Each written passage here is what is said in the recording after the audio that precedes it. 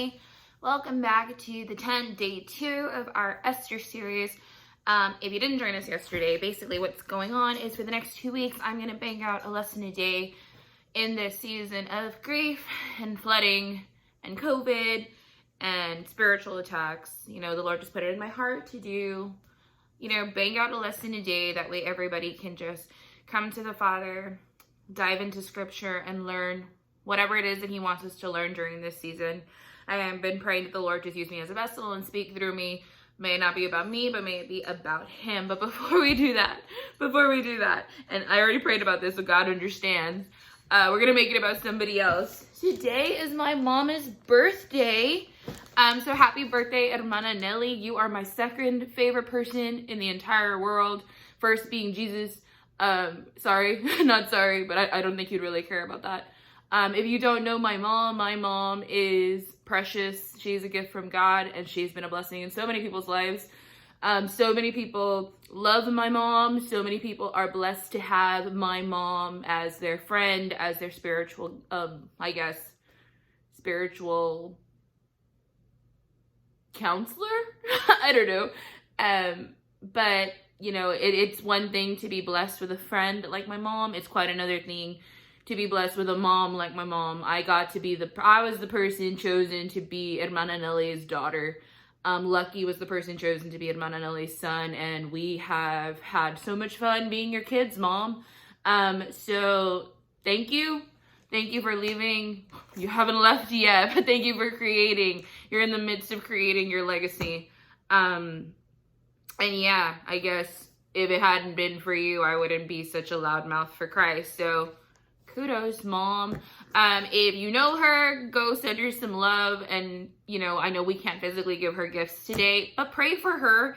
She would prefer that more than anything else, honestly. Pray for my mama's health. Pray for my mama's, finances. Pray for my mama's, spiritual life in this season. And pray for my dad, too. He's pretty rad.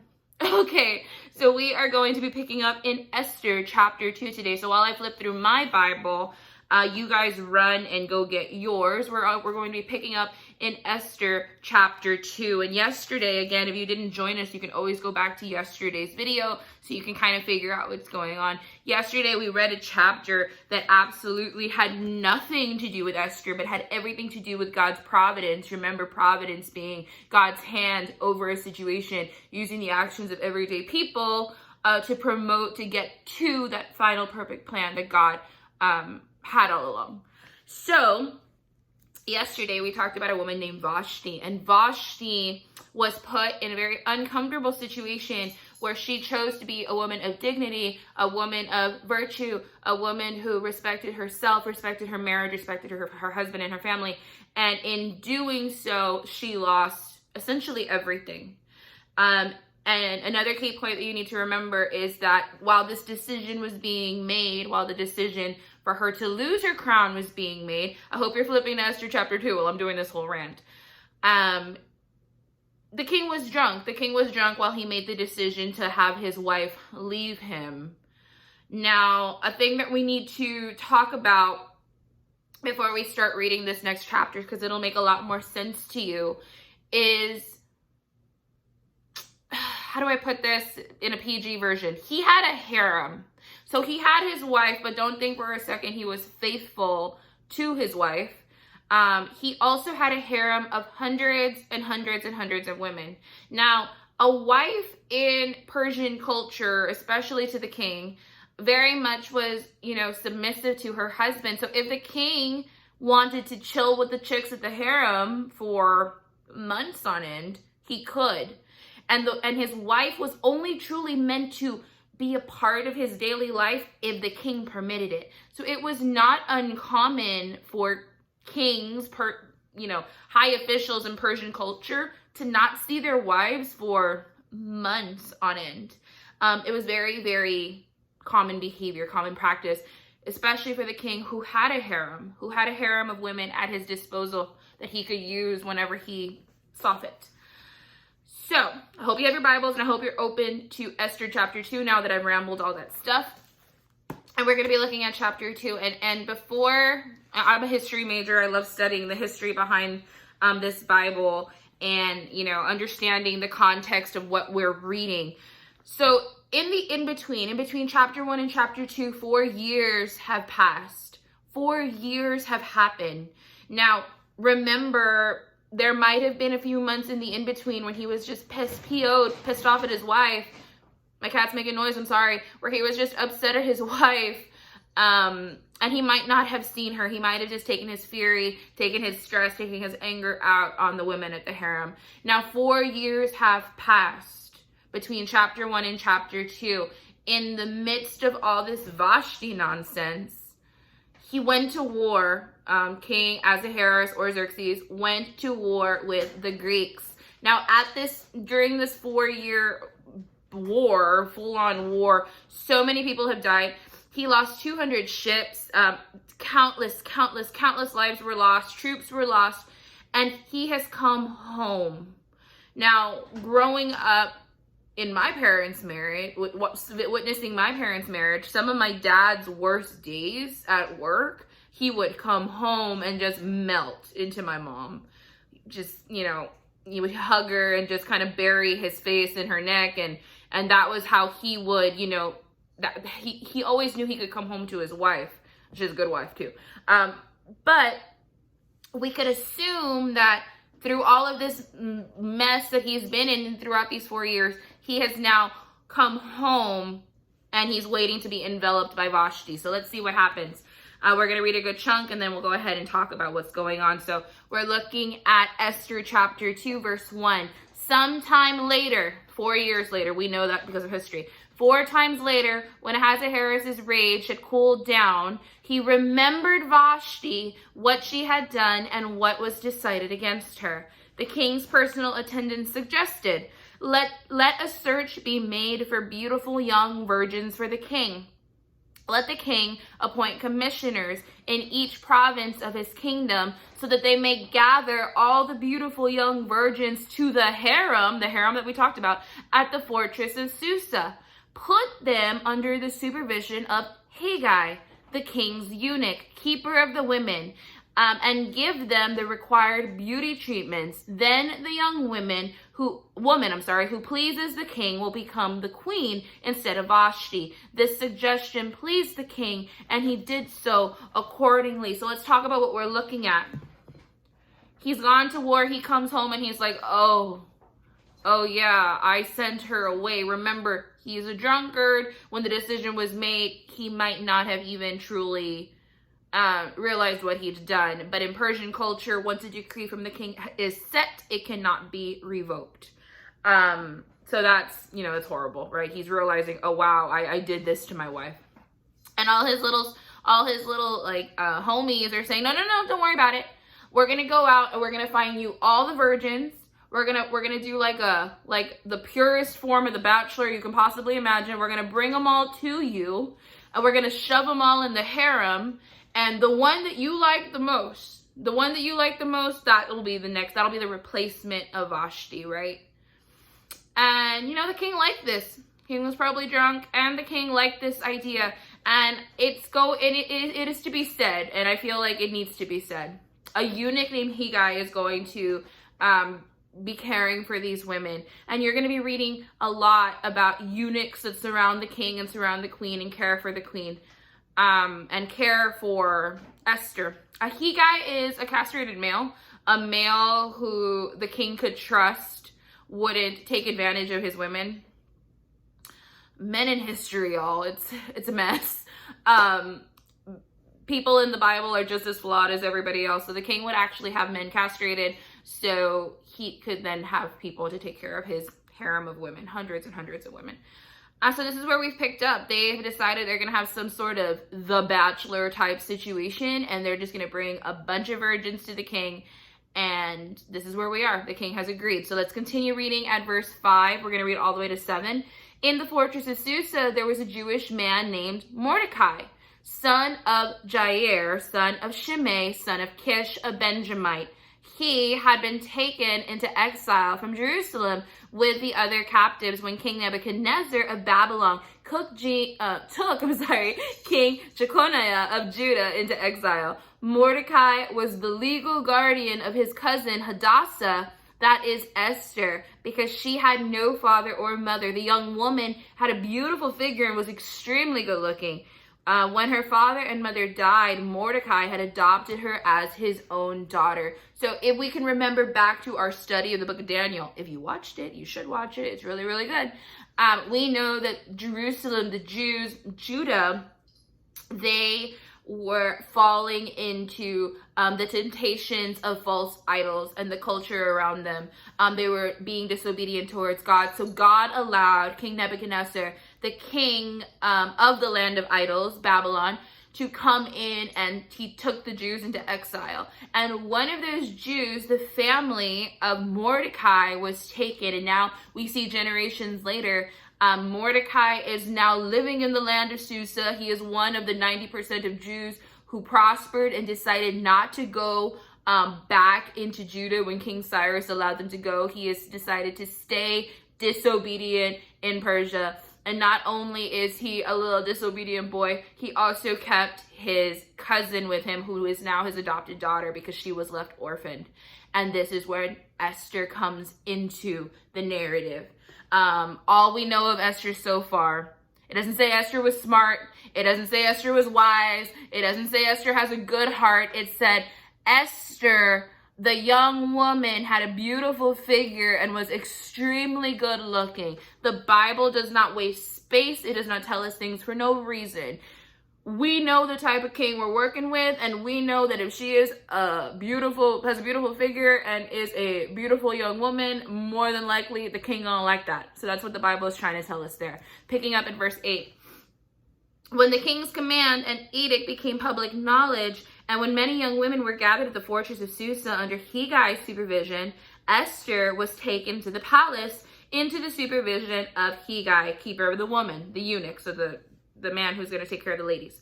Verse 9, the young woman pleased him, this is Esther, pleased him and gained his favor so that he accelerated the process of beauty treatments and the special diet that she received. He assigned 7 hand-picked female servants to her from the palace and transferred her and the servants to the harem's best quarters. Now, historians say, not biblical, but just historians outside of the biblical equation. So whatever you trust more, historical papers or essays or the Bible, up to you. But those essays share that about 400 women were picked up. About 400 women were picked up and added to this harem to kind of have this bacheloresque contest for the king's heart. And through those 400 women, out of those 400 women, we see that an exiled orphan Jew, that is the one that for some reason, Hegai, the eunuch, for some reason, he looked at her and he said, that's the one. And he did not have to go above and beyond. His job was to care for all the women. But for some reason, he liked his boss so much that not only did he think this is the one, he also decided, I'm going to assign her 7 servants, not from the harem, but from the palace. He also decided, I'm going to transfer her to the best room in the harem. He also decided, I'm going to accelerate the process for her. She's going to get all her beauty treatments first, faster, at an accelerated rate. He knew the king's taste, but if you look at it for face value, you might take it for granted. But even though it does not say that God put his hand over the situation, we can see that God must have put something over the eyes of Hegai to say, that's her, care for her, take care of her. Because we're going to see in chapter 3 tomorrow that stuff's about to go down, and it's only going to get fixed if Esther gets this job. So let's see if she gets this job. Picking up at verse 10. Esther did not reveal her ethnicity or her family background because Mordecai had ordered her not to make them known. Every day, Mordecai took a walk in front of the harem's courtyard to learn how Esther was doing and to see what was happening to her. During the year before each young woman, During the year, before each young woman's turn to go to King Ahasuerus, the harem regulation required her to receive beauty treatments with oil and myrrh for 6 months, and then with perfumes and cosmetics for another 6 months. Verse 13. When the young woman would go to the king, she was given whatever she requested to take with her from the harem to the palace. So stopping right there, these women received 12 months of beauty treatments. Now we know that Mordecai, he's still trying to be as involved as he can be in Esther's life. He's walking, like that's his baby cousin. The parents left her to him. So he's still there. We know also, culturally speaking, historically speaking, outside of the Bible, men of prominence, merchants, businessmen. Now, we can assume that Mordecai is one of these people because he had the chance to leave, but because he prospered and he had some sort of wealth and value to society, he decided to stay behind in Susa. So we can assume that he is one of these people. And we know that these people would conduct business close to the palace, by the city gate or by the king's gate. So it would make perfect sense. You might be thinking, what is Mordecai doing on the king's property? Well, it would make perfect sense that he would be there, historically speaking. Now, these girls, this king is real full of himself. Not only did these girls need to be virgins and pure, they also had to undergo 6 months of oil treatments, I guess, so their skin wouldn't have like zits.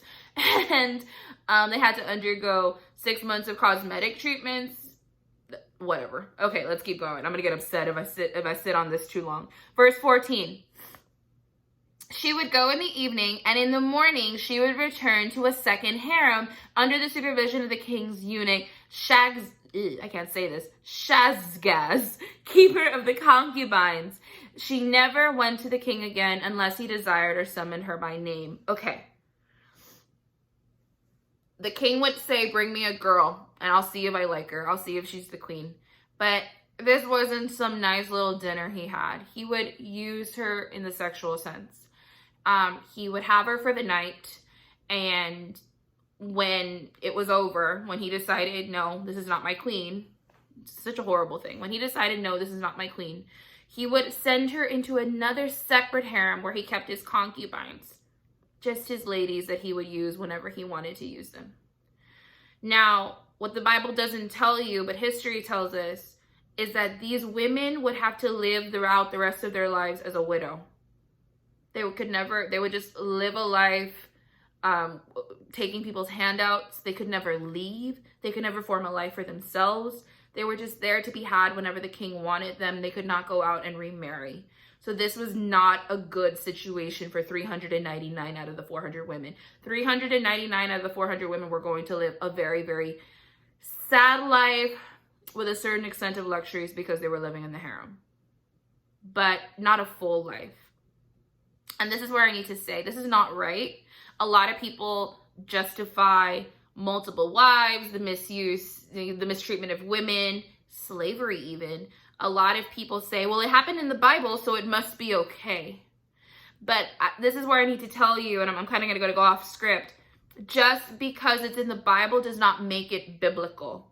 Men, boys, teenagers, little kids out there listening to me. This is not how you treat the woman that you're going to marry. Period. And vice versa. Women, this is not how you treat the man that you want to spend the rest of your life with. This type of relationship does not show respect and does not show the character of a human being worthy of a godly partner. So just thought I'd share that. And we're almost done. Let's continue. We're picking up at verse 15. And this is spoiler alert, Esther's about to get a crown, girl. Okay, so it says, verse 15, Esther was the daughter of Abihail, the uncle of Mordecai, who had adopted her as his own daughter. When her turn came to go to the king, she did not ask for anything except what Haggai, the king's eunuch, keeper of the women, suggested. Esther gained favor in the eyes of everyone who saw her. She was taken to King Ahasuerus in the palace in the 10th month, the month of Tebeth, in the 7 years of his reign. The king loved Esther more than all the other women. She won more favor and approval from him than he did any of the other virgins. He placed the royal crown on her head and made her queen in place of Vashti. The king held a great banquet for all of his officials and staff. It was Esther's banquet. He freed his provinces from tax payments and gave gifts worthy of the king's bounty. Let's talk about this. That was a mouthful, but let's dissect what actually happened.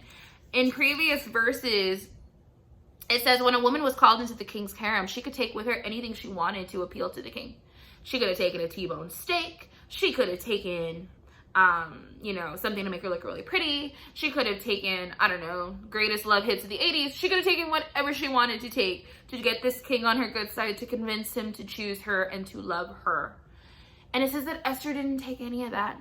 That Esther didn't need any of that. Esther just kind of turned to the eunuch that's been taking care of her and said, I don't know, what do you think I should take? And she just went before the king. And it says, and think of the king we are talking about here. He has had a buffet of women who have been dipped in oil and makeup for the last year. I am sure they are all just as beautiful as the next. I am sure, a woman is a woman in the eyes of men. I saw that quote once. Women are beautiful, but there was something about this one. All women are beautiful. I'm sure all these women were bringing gifts and abilities and talents and wit and charisma. But then there was Esther, who literally came with nothing but herself. And this drunkard king who only cares about himself, a very selfish king says, a selfish king, mind you, says, the king loved Esther more than all the other women. Love. He was overcome with a feeling of love. A man who has a harem of hundreds and hundreds of women. A man who probably did not have the ability to feel love because he was always in a drunkard state. He was overcome with love. And she won the favor and approval of him. And in that moment, he places the royal crown on her head and makes her queen instead of Vashti. Now, this man who was always selfish, this man who always honored himself and dishonored his wife, he dishonored Vashti. It says that he honored his wife. He honored Esther. He made a banquet for her, and he called it Esther's banquet. We see a shift. Something is going on here that is completely out of character for the king. He expected to have a fun night with another girl from the harem, but now he's throwing a banquet in her honor. And it says he freed his provinces from taxes, and he gave gifts worthy of the king's bounty. He said, y'all, we ain't paying taxes. We're celebrating. Forget your taxes. I'm going to give gifts out. I found my girl and she's wonderful. Something happened. We see something happening to the king. A shift in character. That's the hand of God. Things like this are not a coincidence. We see that Haggai also had this shift within him. He saw favor in Esther. We see here as well, the king is now finding favor in Esther, putting Esther in the exact place where she needs to be. Now, this is where Esther kind of leaves the narrative for a second. And we're going to be talking about Mordecai. And Mordecai, I'm going to get real close because this is the good stuff. Mordecai is about to do something in the next, I would say, 4 verses. And in the next 4 verses, Mordecai is going to do something very, very key to the story of the book of Esther. So let's read verse 19. When the virgins were gathered a second time, Mordecai was sitting at the king's gate. Remember, we said business was done at the king's gate. Esther had not revealed her family background or her ethnicity as Mordecai had directed. She obeyed Mordecai's orders as always, and while he raised her. So Mordecai is sitting at the king's gate. Esther is inside the palace. She has been chosen as queen, and she is not revealing the fact that she is a Jew. Remember, Jews are marginalized. The book of Esther does not even have the name of God uttered in it because you could die. You'd be discriminated against. The person who wrote this obviously had some sort of fear. So we can imagine the type of life a Jew would have lived at this time. So Mordecai is sitting outside of the king's gate. Esther is within the household, the palace, not telling anybody the true nature of her ethnicity. So let's continue with 21. During those days, while Mordecai was sitting at the king's gate, Bigthan and Teresh, two of the king's eunuchs, who guarded the entrance, became infuriated and planned to assassinate King Ahasuerus. When Mordecai learned of the plot, he reported it to Queen Esther, and she told the king on Mordecai's behalf.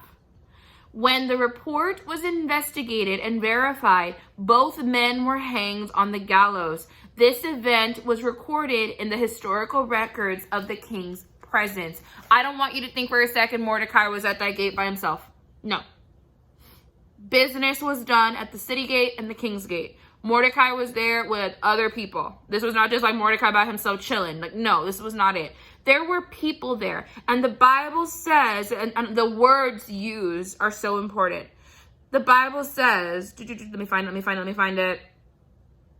Two of the king's eunuchs who guarded the entrance, so two guards, they were there. There were people. They became infuriated and planned to assassinate the king. If you were a guard, if you were one of those fancy guards that stand outside, Buckingham Palace, would you, in an angered state, in front of people, guarding the very place that, you're supposed to be guarding, would you in that moment say, you know what? I think we should kill the king? No.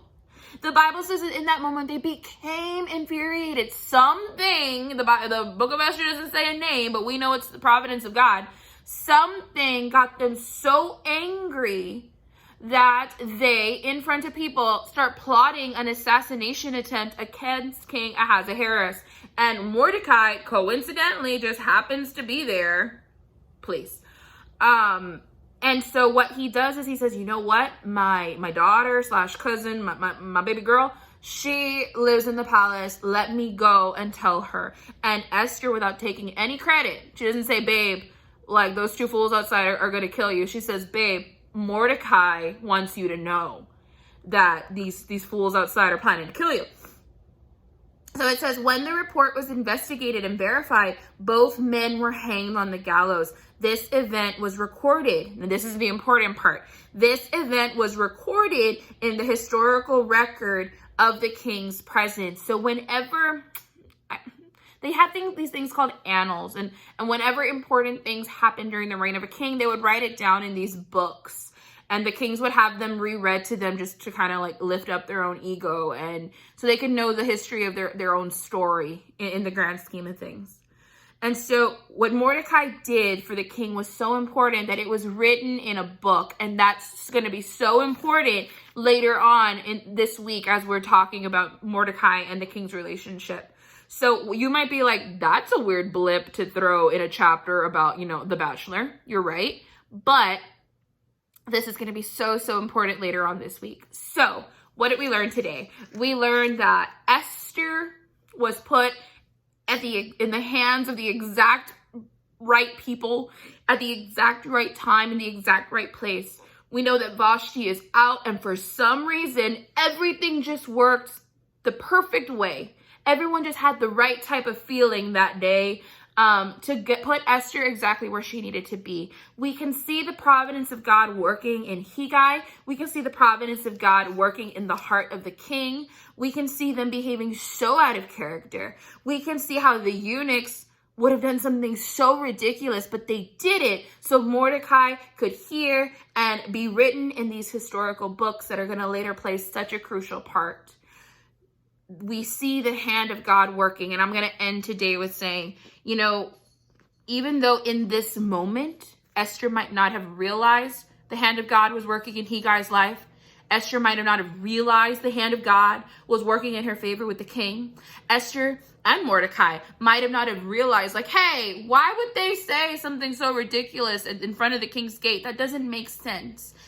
In hindsight, though, in 2020, we read this and we say, oh my gosh, God was in Esther from chapter 1 to chapter 10. His name might not have been in it. It might have not been obvious. It might have not been in your face, but God was there. And God was working things in the favor of Mordecai and Esther. in this season, it might be really hard for us to say, oh yeah, God's here. God's here while my Theo has COVID. God's here while I have COVID. God's here while I'm still trying to dry my mattresses in my backyard. God is here while so much injustice is going on in the world. It might be really, really hard for us to see God in the midst of our story. You know, it might be extremely difficult for us to just really look at our life and dissect it and say, God was there, God was there, God was there. God was working through this person and this person and this person, and this person found favor in me. In the moment, it might be really difficult. But my prayer is that in hindsight, whether it be 5 years down the road, 20 years down the road, or when I get to heaven, I'm going to look down and I'm going to be able to say, whoa, God's providential hand was always over my life, especially in 2020. So, happy birthday, Mom. I love you. You're the best. If you know my mom, go shoot her a message. I'm sure she would love it. And I will see you tomorrow and the day after that. Bye, guys.